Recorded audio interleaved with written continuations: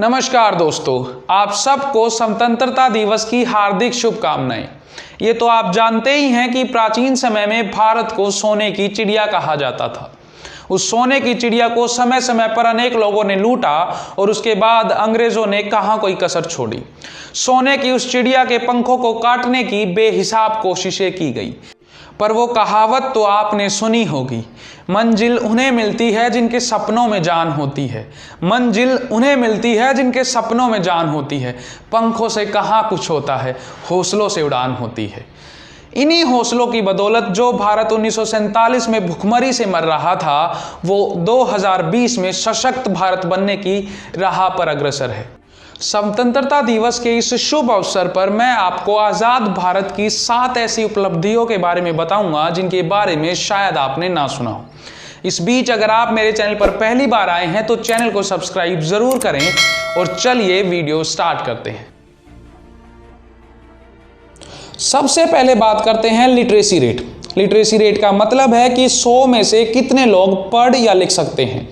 1947 में जब भारत आज़ाद हुआ तो भारत का लिटरेसी रेट मात्र 12% था। उसके बाद जब 2011 का सेंसस हुआ तो ये लिटरेसी रेट 74% हो गया है। ये बेहद ज़रूरी है क्योंकि किसी भी राष्ट्र को आगे बढ़ने के लिए वहाँ की जनसंख्या का पढ़ा लिखा होना बहुत ज़रूरी है। चलिए अब बात करते हैं वोटिंग राइट्स यानी वोट देने के अधिकार के बारे में।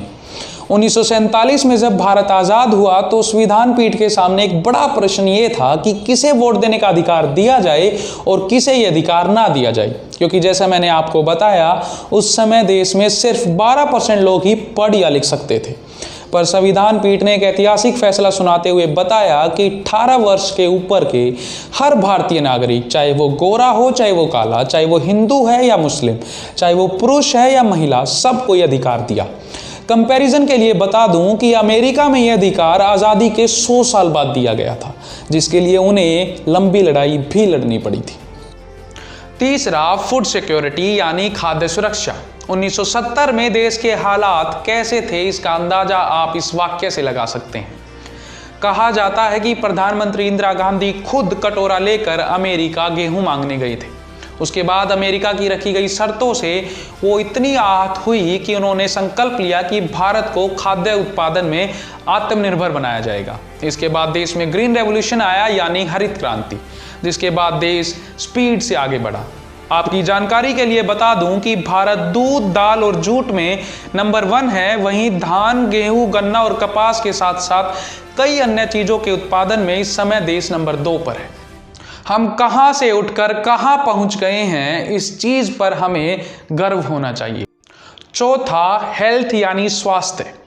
आप सबको ये जानकर हैरानी होगी कि जब भारत आज़ाद हुआ तो लाइफ एक्सपेक्टेंसी यानी औसतन आयु मात्र 32 साल थी, जो 2018 में 68 साल हो गई है। उसके बाद भारत ने पोलियो जैसी बीमारी से भी निजात पाई है और ये सब संभव हुआ है भारत के परिश्रम से। पांचवा, स्पेस यानी अंतरिक्ष। भारत ने 2014 में मंगलयान को पहली बारी में ही मार्स पर सफलतापूर्ण भेज दिया था। इससे भी बड़ी बात यह थी कि ये सब कुछ बेहद कम खर्च में किया गया। इस मिशन पर भारत ने $71 मिलियन खर्च किया। वहीं अमेरिका की एजेंसी नासा ने अपने मार्स मिशन पर $671 मिलियन खर्च कर दिया था। इसके अलावा भी इसरो ने और कई महत्वपूर्ण प्रोजेक्ट्स किए हैं जिस पर हर भारतीय को गर्व है। छठा, डिफेंस फोर्सेस यानी सुरक्षा बल।